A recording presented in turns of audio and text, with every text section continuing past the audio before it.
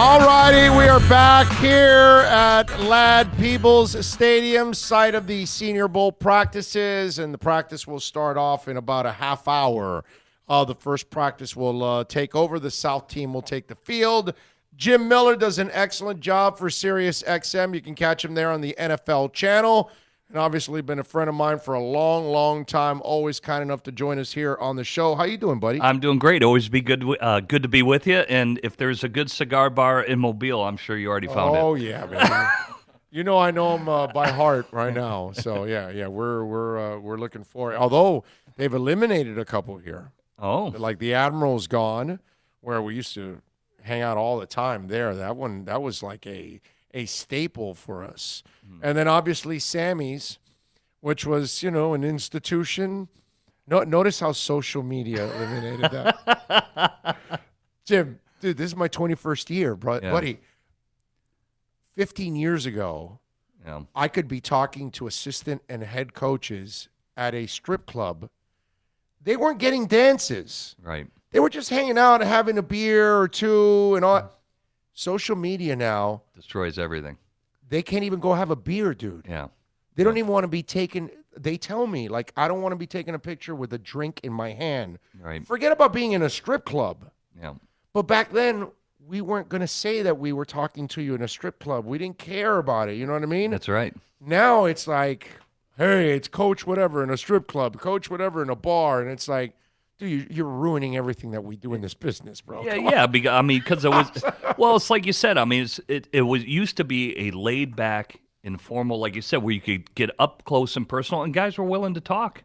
Guys would give you information. They're like, hey, yeah, you can use that, and you just have a conversation. Like you said, you were friends, but off the field stuff, that's off the field personal stuff. When you're talking football and all that. I mean, this is on the field stuff, and you're right. Everybody's scared to death of it. Like you said, if they go out and do one thing, somebody's going to catch them. It's a gotcha moment type of thing, and it does. It's kind of ruined everything because it was always laid back. Because then you create your own narrative off that picture. Even though it's completely off, you'll create your own narrative. You know what I mean? Sure. They catch him with one drink. Oh, he must be an alcoholic. No, dude, he's just having a drink. Just out after a long day's work. Because people forget, I played in this game back in 1994. Believe it or not, now it's all fenced off and things like that, but it used to be lined on the sidelines with every coach, every GM, every scout, and literally, like when you were doing one-on-ones with quarterbacks, like I remember Ron Earhart, who I ended up getting drafted by, he was the OC of the Steelers. Literally, a coach would come off the sideline and say, Jim,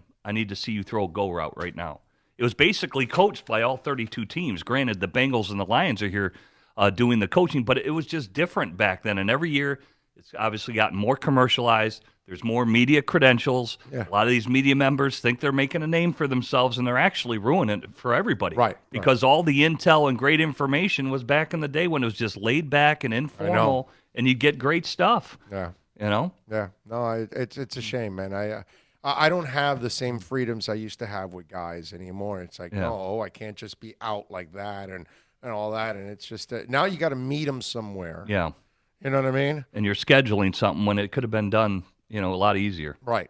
Just in a conversation, having a beer. It's crazy. All right. So seems like the same questions and things that you and I talk about every year, quarterbacks with the Miami Dolphins.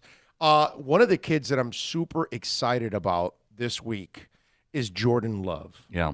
I really love, for a lack of a better term, his ability, his God-given gifts that he has. He's a little raw, and it looked like he played on a bad team, and he had to do a lot more than he should. What do you know about the kid, and what are you looking forward to seeing? I think there's a lot of similarities with Josh Allen, who got chosen by the Buffalo Bills. Like you said, he's a really good athlete who can move. He's got a very good pocket presence, and he can spin it. He's a natural thrower. But the same criticisms of Josh Allen come with Love, meaning, he's inaccurate, he's this, he's that. But as you've already seen, Josh Allen, with his athleticism, can take over a game. Yeah, there are things he needs to work on, but his talent is top tier.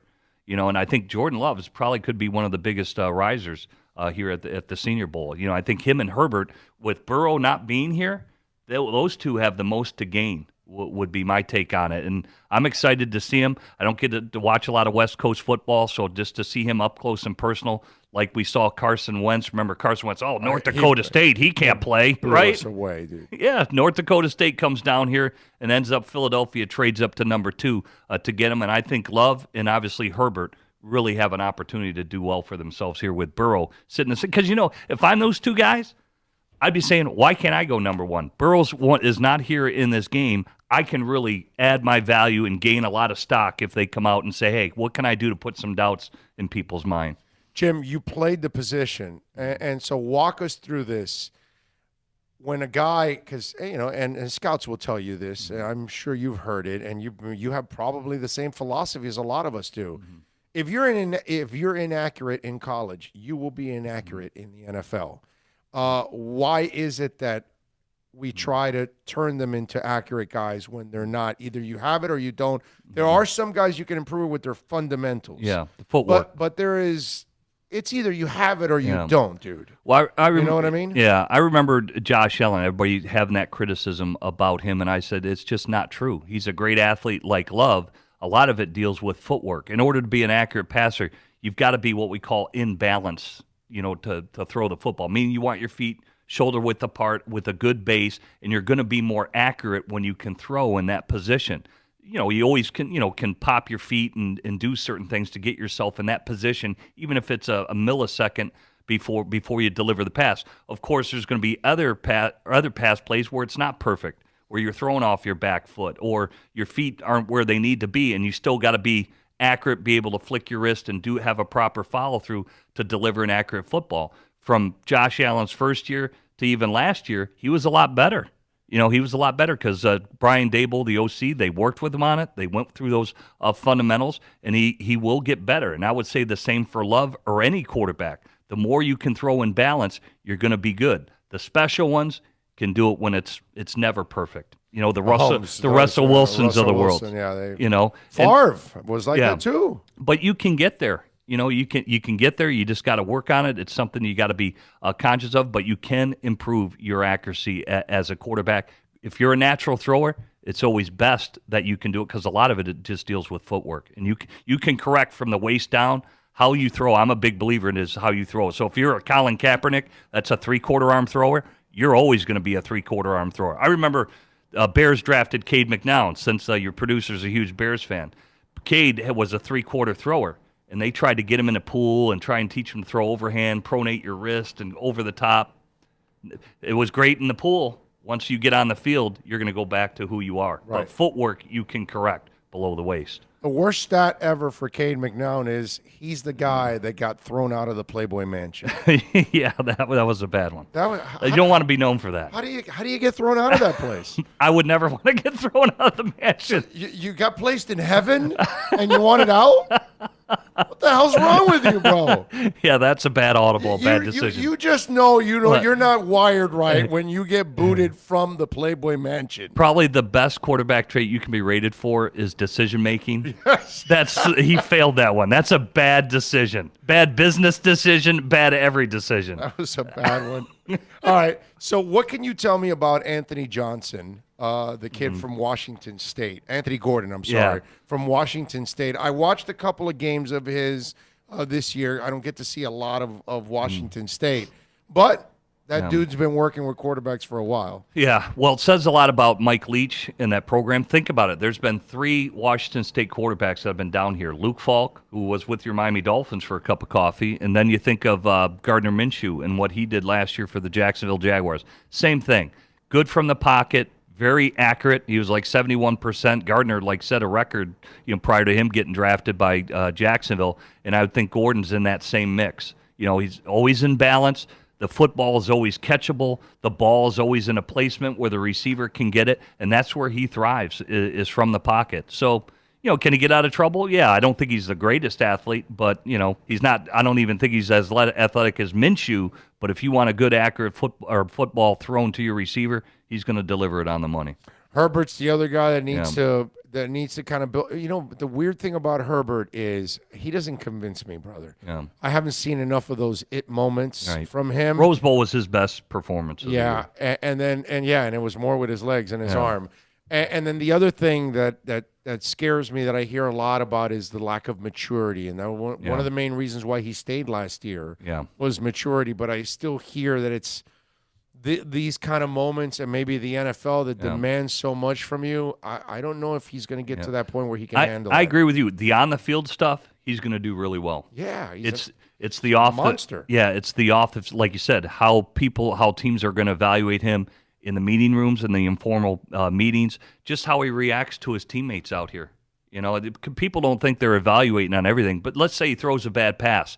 I'm sure the coaching staff's going to be, how does he react to that bad pass? How is he talking to the guys in the huddle? How does he react, dealing with the media? How is he back in the meeting rooms, back in the building when they're coming out here to practice? I think all those things are where he's getting evaluated a lot. His football, skills speak for themselves. He's big. He's got a big arm. You mentioned in the Rose Bowl, showed he can move, did well from that standpoint, and he's got an injury history. The shoulder, that's going to get checked out as well for him. But, again, he's a guy that if I were him, this is a business week for him. All those things that we just mentioned, he's got a chance to rise really high. And like I said, with Burrow not being here, electing to not being here, which I think is a mistake for him. I don't care if he does the on-the-field work. He should just come here to talk to the Bengals coaching staff. They could be drafting him. Why wouldn't you want to get to know Zach Taylor? But Herbert has the chance to really gain from Burrow not being here. I could argue that Herbert is the one quarterback that has the most to gain and the most to lose. Why? Because Gordon is not considered a high-level prospect. Yeah, they're all second Jordan, tier. Right? They're supposed to build their stock up. Yeah. Herbert is already considered a high-level prospect, but because of the leadership stuff, that has brought it down, and he has a lot to lose because of that. It's funny because we just mentioned the name. That's where Carson Wentz dominated 2 years ago or 3 years ago now. Leadership. The entire group just rallied around him. Within 24 or 48 hours of him being here, he had taken over that locker room, and I don't know if Herbert can do that. Well, think of the guys that raise their stock. One, you bring up Wentz. He elects to come here and compete. He rises to number 2 overall. Think of Baker Mayfield. Him and Josh Allen. I mean, Baker ended up going number 1 overall. Josh Allen goes obviously high to the Buffalo Bills. Those guys. Garoppolo too. Went from east-west to here and really boosted his stock. Boosted his stock. He jumped to. You're right for a quarterback, and I'd say for all these draft picks, you could increase your draft stock by literally a round. Some guys it's a round and a half. I really believe that. But the quarterbacks in general, if you come down here and compete and do that, like Wentz, Allen, Baker Mayfield, who wasn't scared to go out there and play, and I think Herbert has that opportunity. I really do. Jim Miller, of course, from SiriusXM. Okay, well, we'll wrap it up with this. What do you do if you're the Dolphins? Do you take Tua at 5? This is what I say. I'm not big at taking Tua at 5 because of the injury history, but you got 14 picks. Please pull a Jimmy Johnson. Please pull a Mike Shanahan. Take a second guy. Take Jordan Love in the early second.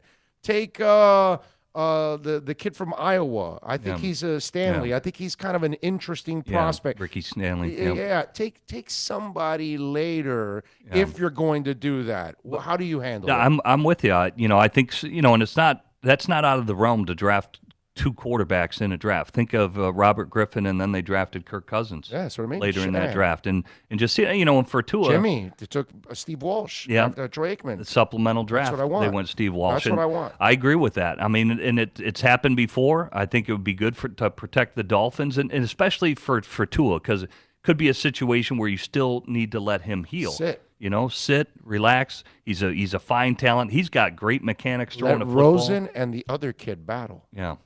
I think they've made their evaluation on Rosen. I know. I think that ship has sailed. Would be my take on it. What you just talked about with Herbert. Yeah.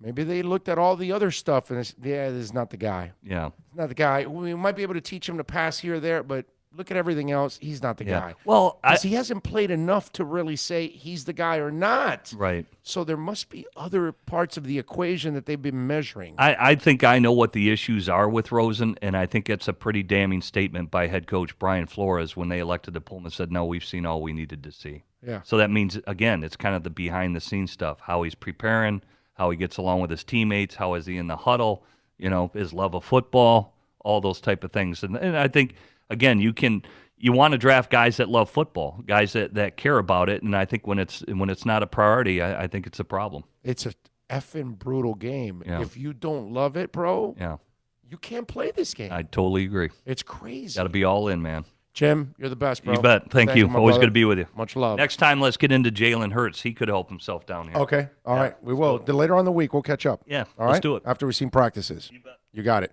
All right. There you go. Jim Miller, of course, from SiriusXM, man. You can catch him on Channel 88 all the time doing his thing there, as always. And we thank him for taking some time.